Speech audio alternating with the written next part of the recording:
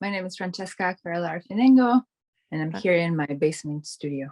I was born in a city called Arequipa, and it's the second biggest city in Peru, which is in South America. And I moved to Canada when I was 20.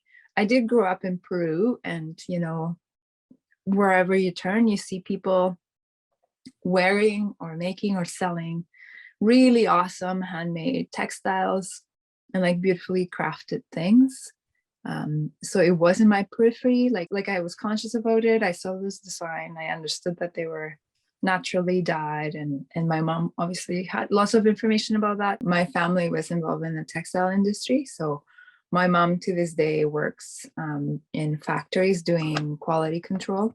So I was privileged to see the whole process. My family, the Palestinian immigrant side, used to import fabrics to Peru.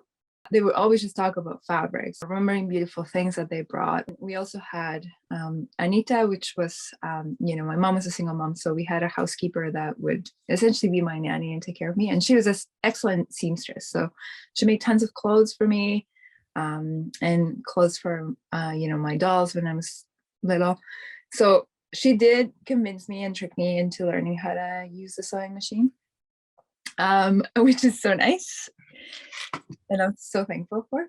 I wasn't super interested growing up in all of that stuff. Like my mom doesn't know how to sew, but she knows how to knit and crochet. And she would always be like, okay, I'll teach you. And I was like, nah, I'm watching TV or whatever, being a brat. So then I came here to Canada with the idea of becoming an artist and, maybe influenced by traditional art ideas. I thought, okay, that means painting and that means drawing.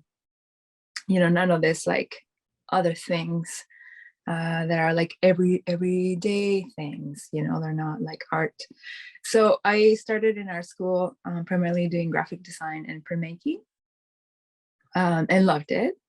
And then I don't know, I guess I just again remembered stories from my family, and then remembered seeing the processes in the factory. So I really became interested in trying to incorporate it into art, and also got encouraged by seeing contemporary artists using textiles and textile processes in a very cool way. So then I just started doing some pieces with fabric, some self sculptures in some classes in university, and some silk screening on fabric as well. So that was really the start.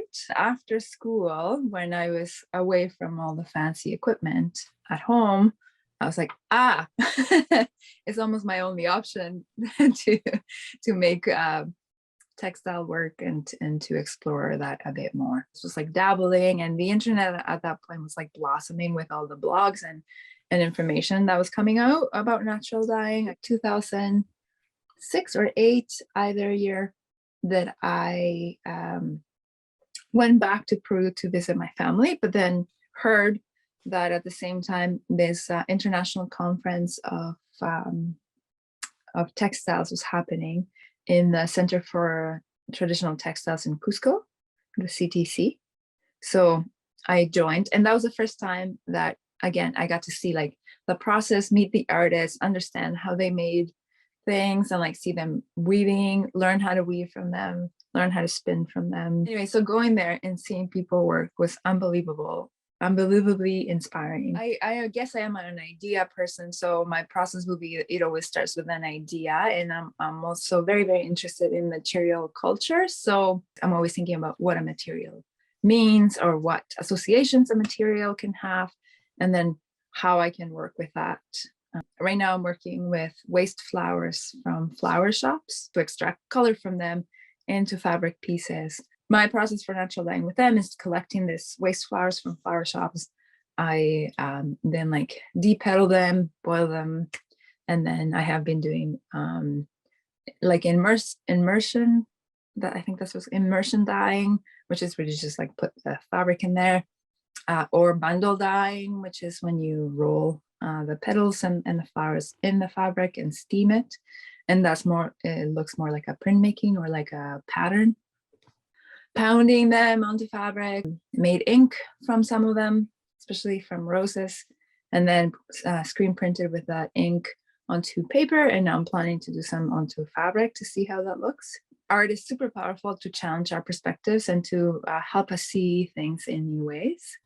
So my motivation is to do that, to make art, to exercise like a decolonial eye, to exercise imagining different futures or imagining different relationships, different ways of being human. In doing so, challenge the systems of oppression that be. I think that the separation of art and craft is rather silly, and like the more I think about it, the more I feel it's like a project of colonialism, to undermine certain kinds of knowledge and then elevate certain others.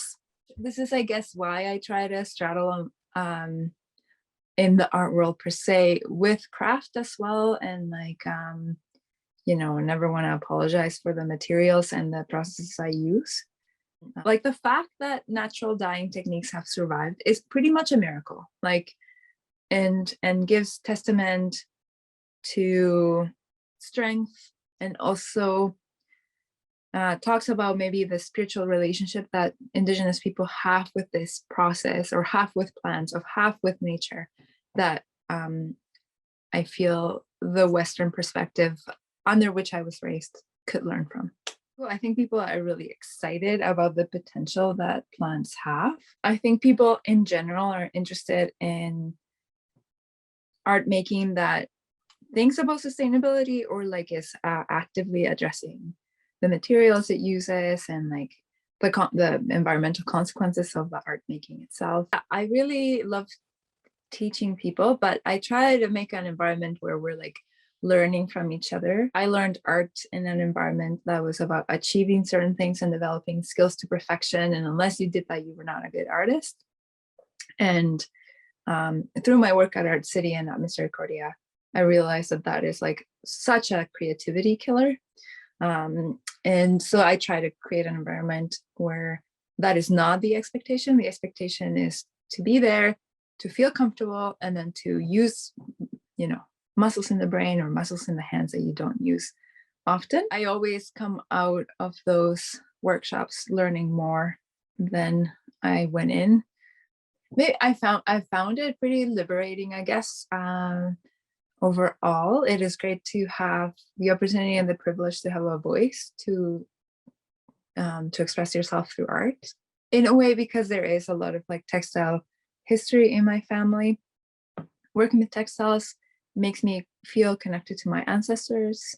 Yeah, and also obviously has meant that I have access to a super cool community of people who are working in the arts, who are trying things, who are not afraid of failure or focus on success or things like that. What else? Community, liberating, and then I feel connected to my ancestors.